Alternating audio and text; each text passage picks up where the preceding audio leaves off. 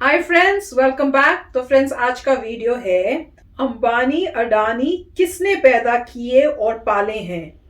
अनुराग ठाकुर का राहुल गांधी से सवाल।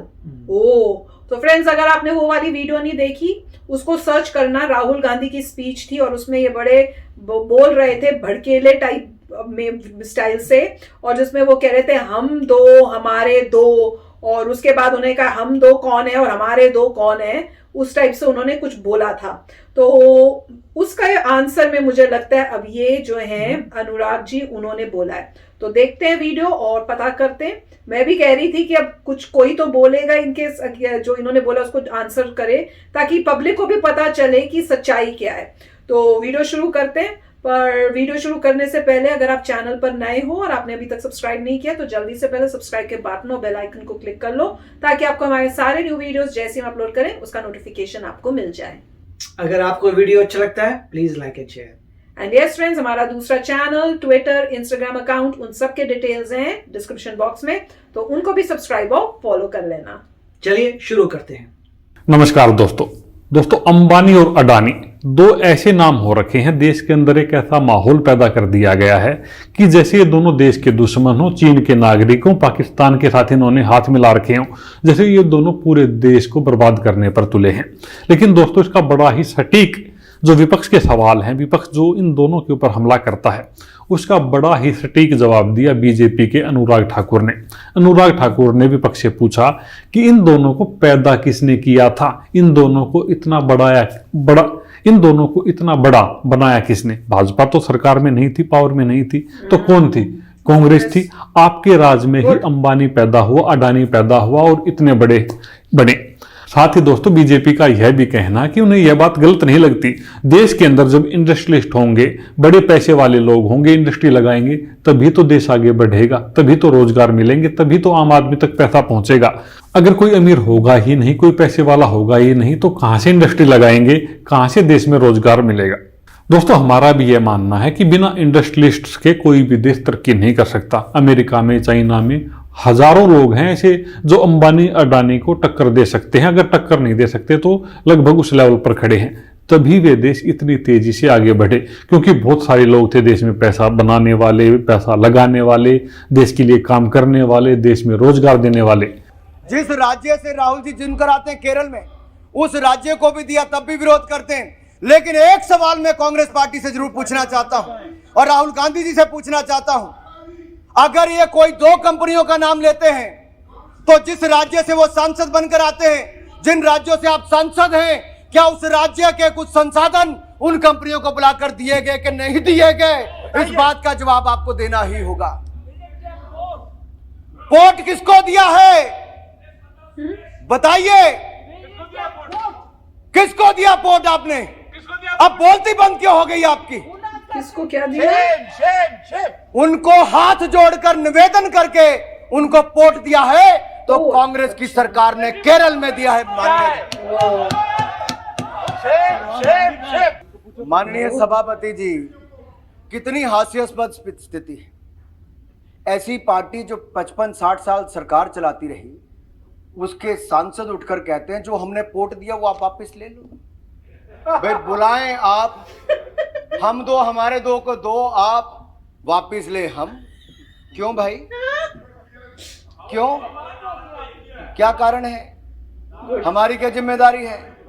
ये तो आपके ही दो हैं, आपने ही पाले हैं, और आपके ही समय ये जो साइलोस बने, एक बार राहुल गांधी जी पिछली अपने पूरा रिकॉर्ड उठाकर देखना, ये साइलोस उन कंपनियों को किसने दिए? ये आपकी सरकार ने। कह रहे थे उनके पास बड़े वो रखने के लिए हैं। इतना कोरा झूठ बोल देना, वाह, वो भी लोकसभा में। बिल्कुल, मैं कह रही थी कुछ गड़बड़ होगी। हम तो कब आए सत्ता में?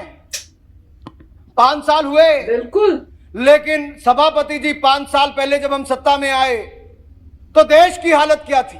बिल्कुल। India was among the fragile 5 economies of the world. दुनिया की 5 लड़खड़ाती चरमराती अर्थव्यवस्थाओं में से भारत था यूपीए के समय। लेकिन नरेंद्र मोदी जी ने ईमानदार सरकार दी, सुशासन दिया, उसके कारण दुनिया की पहली 6 अर्थव्यवस्थाओं में हिंदुस्तान को लाकर खड़ा किया तो नरेंद्र मोदी क्लैपिंग ने क्लैपिंग क्लैपिंग, सब करो सब करो। पिछले 6 वर्षों में एक भी रुपए का कोई घोटाले का आरोप हमारी सरकार के खिलाफ नहीं लगा Very पाया। good. ये ईमानदार सरकार दी है तो नरेंद्र Very मोदी जी good. की सरकार ने दी। हम में दम है, ईमानदार हैं, सीना चौड़ा करके सदन और सड़क में आपको कोरा जवाब देते हैं, क्योंकि आपके दीदी जिया जी उन बातों को सहन नहीं कर पाते। ओए ओए, आपके नेता क्या जेल पर बोला, हैं, कमाल। जेल से बाहर हैं क्योंकि भ्रष्टाचार किया है। और आज वो बड़ी बात करते हैं गरीबों की, किसानों की जमीन लगे जहां पर उद्योग लगने थे, आपके अपने उस परिवार के ट्रस्ट के नाम पर दे दी गई। क्या क्या बोलूं, मैं एक परिवार के खिलाफ बोलना नहीं चाहता था, बोलना लेकिन चाहिए जिस आपको, तरह बोलो। से आज इस सदन का अपमान किया गया है, बिल्कुल। झूठ का पुलिंदा, यहां पर जिस तरह से भाषण के रूप में कहा गया, ऐसे ही लोग हैं जो देश को बांटते हैं अपनी राजनीति के लिए। बिल्कुल। आज वो किसानों का दुरुपयोग कर रहे हैं अपनी राजनीति के लिए। इसका बिल्कुल। जितना निंदा की जाए उतनी कम है। मेघवाल जी कह रहे हमारे बीकानेर में जमीन ले ली। अब मुझे नहीं पता किसने ली, जीजा जी ने ली या बहन जी ने ली। आप तो पुराने कलेक्टर रहे हैं, आप बताइए किसने ली किसने नहीं ली। मैं इसमें नहीं जाऊंगा।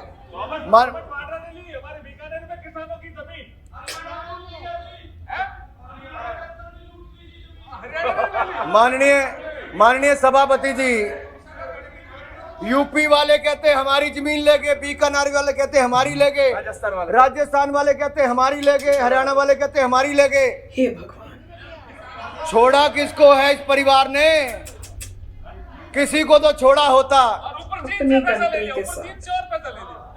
देखिए, आज जब राजनाथ जी यहां से चीन पर अपनी एक टिप्पणी कर रहे थे, जो बॉर्डर पर किस तरह से वहां से विरोध हो रहा था, खुशी होनी चाहिए थी कि मोदी है तो मुमकिन है।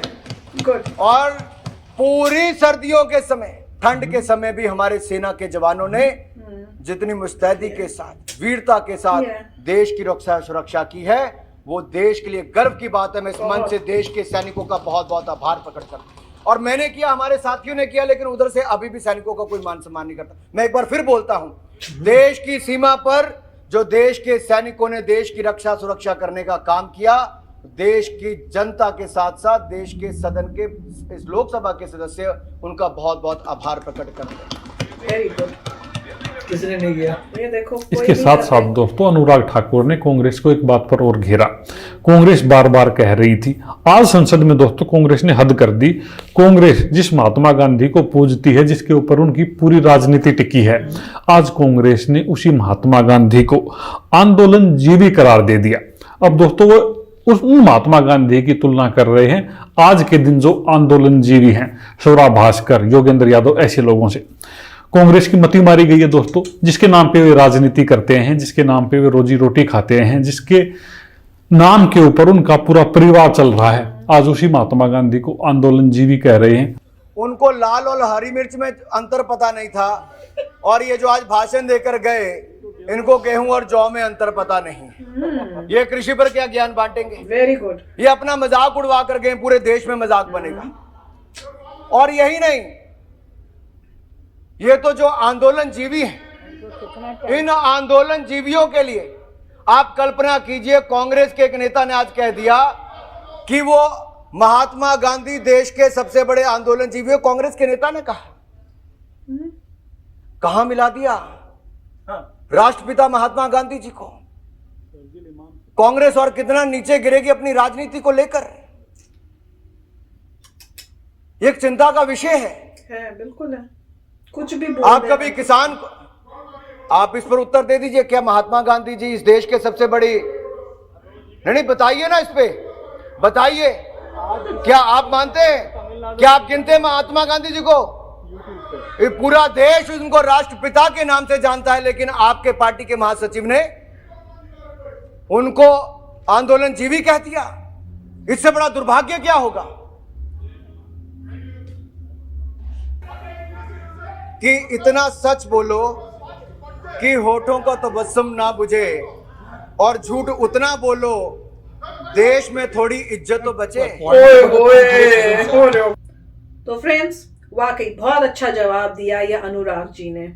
मैं भी अब इनको पसंद करने लगी हूँ। पहले मेरे को इनका बारे में इतना पता ही नहीं था, आज पहली बार ही मैंने इनको मेरे ख्याल से सुना है। तो रियली बहुत अच्छा आंसर दिया, बहुत लग रहे हैं वेल एजुकेटेड, जिस तरह से खड़े होके उन्होंने बात की है। बहुत मतलब उनका स्टाइल ऑफ स्पीकिंग जो था, क्लियर टू द पॉइंट, बहुत अच्छा लगा मुझे। तो जिस तरह से उन्होंने क्लैरिफाई किया, बताया, अब बताओ इसका आंसर। बिल्कुल ठीक बोला उन्होंने, कहा कि ये दो जो लोग हैं जिनके पीछे आप पढ़ रहे हो और उनको ऐसे दिखा रहे हो जैसे पता नहीं कितने बड़े वो देश के गद्दार बन गए हैं या पता नहीं क्या हो गए हैं, वो कोई क्रिमिनल है या कुछ है, ये कहाँ थे, ये कहाँ से बने?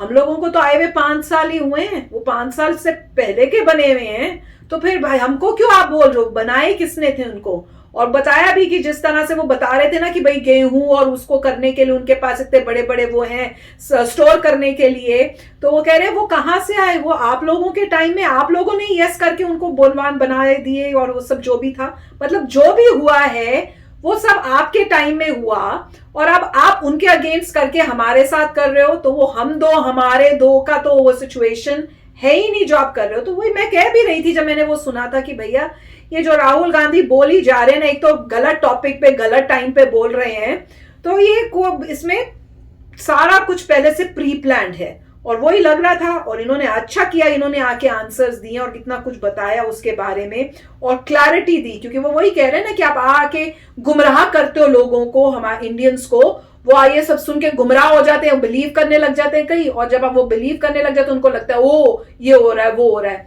और बहुत सबसे बेस्ट था, उन्होंने ये बताया कि कहाँ थी कंट्री पहले, कहाँ थी, कह रहे थे वीकेस्ट में मानी जा रही थी और अब मोदी जी के आने के बाद कहाँ है। तो वही हम भी कहते हैं, मैं भी कहती हूँ, वो मैं तो बिल्कुल एग्री करती हूँ कि उन्होंने कंट्री को इतना आगे लेके गए हैं कि हर इंडियन के दिल में इतना प्राउड फील होने लग गया और उनको लग रहा है कि अब हम भी साथ में किसी भी वे से जो हमसे होगा हम भी हेल्प करें अपनी कंट्री को आगे बढ़ाने के लिए। और वो फीलिंग पहले नहीं थी। वो सब क्रेडिट जाता है मोदी जी को, ये बीजेपी की जो गवर्नमेंट आई है उनको, और उनके इतने ग्रेट लीडर्स को जिन्होंने कोशिश की करप्शन नहीं होने की, सब कुछ लॉ ऑर्डर से होने की और कंट्री को आगे बढ़ाने की।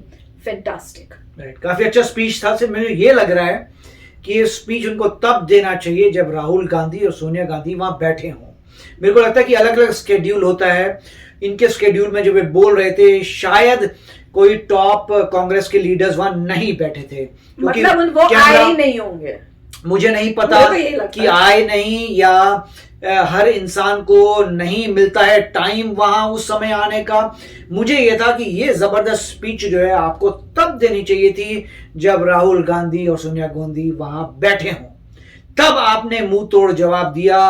अगर होता तो बहुत मजा आता, मगर जो भी है ऑन रिकॉर्ड है, पूरा लाइव हुआ है, पब्लिक को तो सुनाई पता चल गया। अगर पब्लिक लोकसभा में देख रही है और जैसे दुनिया जो है इस बात को फैला रही है, तो पब्लिक को भी पता लगेगा सारी बातें कि जितनी भी चीजें हुई हैं, गवर्नमेंट जो थी उस वक्त कांग्रेस की थी, तभी ये सब हुआ। जैसे कह रहे हैं साइलोज आए, इतने बड़े बड़े इंडस्ट्रीज बने, इसमें कोई खराबी की बात नहीं है। पोर्ट भी उन्होंने दिए हैं अपनी जहाँ पे वो हैं, वो तो बताया उन्होंने, पोर्ट उनको ही दिए हैं, आप हमको बोल रहे हो। मगर इस कैपिटलिज्म होना खराब बात नहीं है। अगर आप यूएस को देखें, यूएस में कैपिटलिज्म है, पूरा कैपिटलिज्म मैं कहूंगा अच्छा नहीं है, मगर कुछ हद तक कैपिटलिज्म बहुत जरूरी है। जैसे उन्होंने भी कहा था कि अगर इंडस्ट्रियलिस्ट नहीं होंगे तो आपकी कंट्री कैसे आगे जाएगी। आपको लोग चाहिए जो बड़े बड़े एंटरप्राइजेस को चलाएं, बड़ी बड़ी ऑर्गेनाइजेशन चलाएं। तो मगर काफी अच्छा था, काफी अच्छा लगा उनको बोलते हुए। कांग्रेस की तरफ से कुछ ज्यादा कोई बोल नहीं रहा था। मुझे यही था कि ये स्पीच तब होना चाहिए जब मेन बंदे बैठे हो कांग्रेस के, तब मजा आता। मगर एनी हाउ इन्होंने बहुत ही अच्छा जवाब दिया है। अब मुझे पता नहीं कि इस वक्त मोदी जी बैठे भी नहीं थे, तो मेरे ख्याल से एक मुझे पता नहीं कौन सा सेशन है जिसमें बहुत कम लोग क्यों थे। ये सेशन तो तब आना चाहिए जब सारे प्रोमिनेंट मेंबर बैठे हों, जिसे लोग करें अरे वाह क्या जबरदस्त जवाब दिया। तो very nice video. Yes friends, तो चलो फ्रेंड्स चलते हैं, मिलेंगे नेक्स्ट वीडियो में बहुत ही जल्द। Till then take care and bye bye. तो अगर आप मेरे इस चैनल पे नए हो तो जल्दी से सब्सक्राइब के बटन को हिट करो और बेल आइकन को क्लिक करो, ताकि आपको मेरा जब नया वीडियो मैं लगाऊं आपको उसके बारे में जल्दी से पता चल जाए।